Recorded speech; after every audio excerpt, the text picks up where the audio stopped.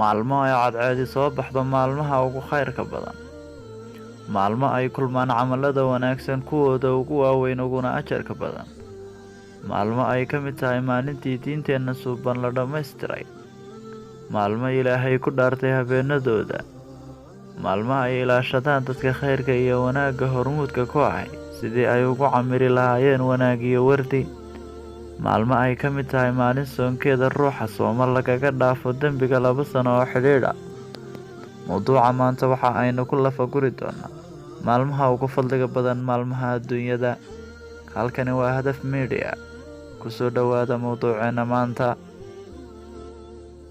Ilaahay subxaanahu wa tacaala khalqigiisa wuu abuuray, wuuna kala fadilay, badh ka mid ahna darajooyin ayuu kor u qaaday, maalmaha iyo bilahana wuu kala fadilay, oo 10 maalmood ee bisha Dulxijo u horeeya ayuu ka dhigay maalmaha dunida ugu fadliga badan.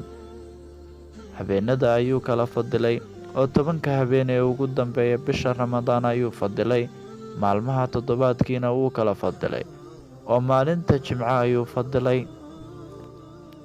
10 maalmood ee ugu horeeya bisha Dulxijo waa maalmo uu Ilaahay ku manaystay uguna deeqay addoomihiisa kaliya yeelay, waana xilli aad u qiimo badan oo ka mid ah xilliyada ay ilaashadaan mu'miniintu una hiloobaan inuu gaadhsiiyo si Alle darajooyinkooda kor ugu qaado, daldalooladoodana uga asturo, wixii gaabis ahaa ee ay la yimaadeenna ugu buuxiyo, wixii dhaafayna u daba qabateeyaan.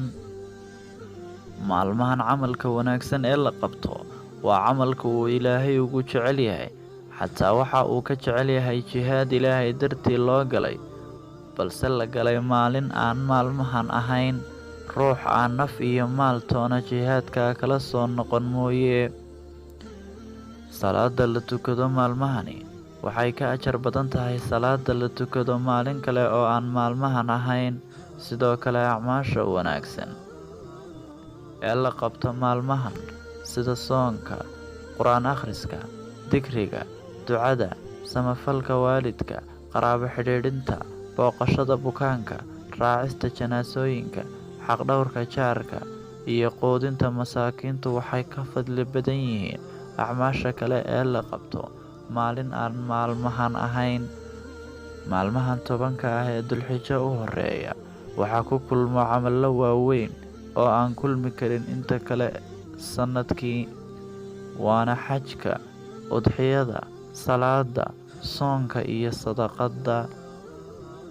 Maalmahan Ilaahay ayaa ku dhaartay habeenadooda, waxa uuna yidhi waalfajri walayaalin cashar, waa beriga ayaan ku dhaartay iyo habeeno 10 ah.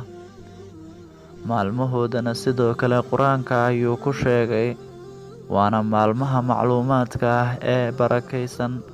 Waxa uuna yidhi liyashhaduu manaafica lahum wayadkuruu sma Allaahi fii ayaamin macluumaatin calaa maa rasaqahum min bahiimati al-ancaam. Maalmahan waxaa ka mid ah maalintii Carafa, oo ahayd maalintii Ilaahay dhammaystiray diinteenna suuban. Waxa uuna yidhi alyawma akmaltu lakum diinakum waatmamtu calaykum nicmatii waradiitu lakum alislaama diina. Maanta ayaan idiin dhammaystiray diintiinna oo aan idiin taam yeelay nimcadayda, islaamnimana raalli idinka noqday. Dadkeennii hore ee wanaagsanaa waxay ahaayeen kuwo ku dadaala maalmahan iyo habeenadoodaba, ilaa laga soo sheegay qaar ka mid ah inuu halhays u ahaa laa tudfi'uu surujakum layaali al-cashra. Hadaminina laydhadhkiina habeenadan 10 ah. Maalmahan waxaa ku jira maalin soonkeeda lagaga tirtirayo dembiga 2 sano oo kale ah sanadkii tegay iyo ka soo socda. Soonkaas oo ay samaynayaan maalinta Carafa dadka aan iyagu Carafa taagnayn.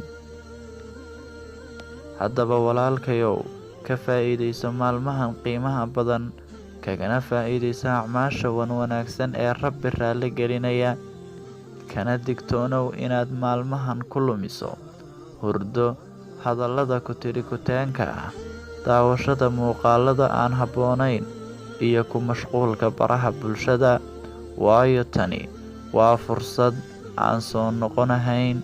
Wasalaamu calaykum waraxmatullaahi wabarakaatu.